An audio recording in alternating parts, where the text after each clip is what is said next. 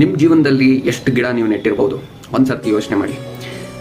1.5 billion ಸ್ಯಾಪ್ಲಿಂಗ್ಸ್ನ ಒಂದೇ ಸರ್ತಿ ನೆಡುವಂಥ ಅವಕಾಶ 27 ಜೂನ್ಗೆ ಬರ್ತಾ ಇದೆ. ಸೊ ಈ ವಿಡಿಯೋ ನೋಡಿ ನಿಮಗೆಲ್ಲ ಅರ್ಥ ಆಗುತ್ತೆ. ನೀವು ಭಾಗವಹಿಸಿ, ನಿಮ್ಮವ್ರನ್ನೆಲ್ಲ ಕರ್ಕೊಂಬನ್ನಿ. ಯಾಕಂತಂದರೆ ಬೆಂಗಳೂರು ಉಳಿಬೇಕು, ಇಂಥ ದೊಡ್ಡ ದೊಡ್ಡ ನಗರ ಉಳಿಬೇಕು ಅಂತಂದರೆ ಅಲ್ಲಿ ಬೇಕಾಗಿರುವಂಥದ್ದು ಪರಿಸರ, ಪ್ರಕೃತಿ ಚೆನ್ನಾಗಿದ್ದಾಗ ಮಾತ್ರ.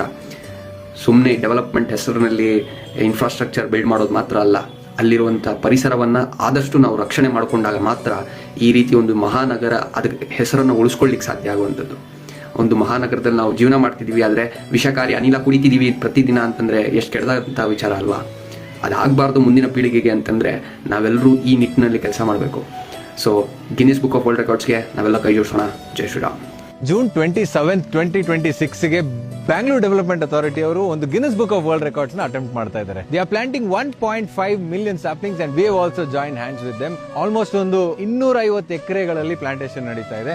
ಸೊ ನನ್ನ ಬಯೋ ಅಲ್ಲಿ ಒಂದು ಲಿಂಕ್ ಇದೆ, ಆ ಲಿಂಕ್ ಅಲ್ಲಿ ಹೋಗಿ ನೀವು ಜಾಯಿನ್ ಆಗಿದ್ರೆ ನಿಮಗೆ ಮುಂದಿನ ಎಲ್ಲ process, when can you join, where to register, where to come, and everything will be told to you. So please join this link and share this, okay, so that a lot of people can join and all of you can become eco warriors and warriors in making Bengaluru a greener city.